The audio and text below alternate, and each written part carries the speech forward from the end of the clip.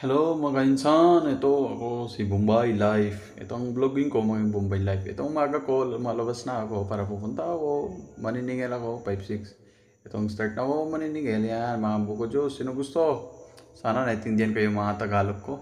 Ayan, mag-iinom ako dito mga cobra kasi nagmamarinda eh. Siyempre gugutom din eh, tao din kami. O, di ba? Sabi ko nga ba eh. Okay, mag-iinom lang cobra tapos magugutom kung naramdaman din gutom. Tapos bili ako yan, Korean noodles. Tsaka isa bili ako pancit canton. Yan, mas masarap yan guys. Pag halo kayo pancit canton with yan Korean noodles na samyang. Naku, sarap talaga yon.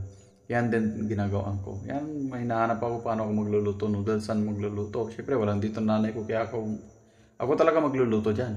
Yan, mag-start na ako magluluto ng noodles.